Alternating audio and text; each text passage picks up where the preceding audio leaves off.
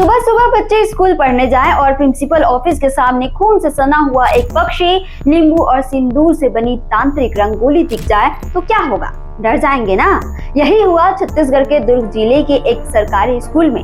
नमस्ते, मैं सोनी।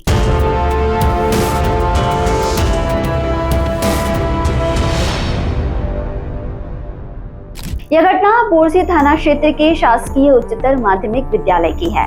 गुरुवार सुबह बच्चों और शिक्षकों ने देखा कि प्रिंसिपल ऑफिस के बाहर एक अजीब सी आकृति बनी हुई है, डिजाइन बना हुआ है। उसमें नींबू, सिंदूर और राख के साथ एक कटी हुई कोयल पड़ी थी। यह सब देखकर हर कोई सहम गया। बच्चों की मासूम आंखों में डर साफ झलक रहा था।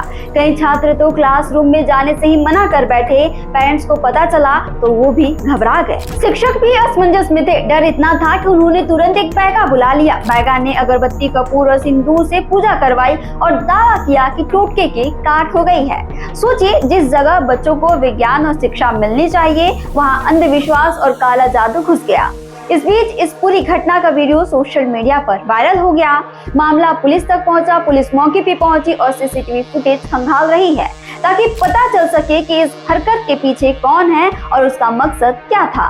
ब्लॉक शिक्षा अधिकारी राजेश्वरी चंद्राकर का कहना है कि ये शरारती तत्वों का काम हो सकता है। उद्देश्य सिर्फ बच्चों और शिक्षकों को डराना है। हमें इसे तूल नहीं देना चाहिए। लेकिन सच्चाई ये है कि छोटे बच्चों के मन में अब पूरी तरीके से खौफ है। जहां उन्हें पढ़ाई करनी चाहिए, वहां अब डर और अंधविश्वास की परछाई मंडरा रही है।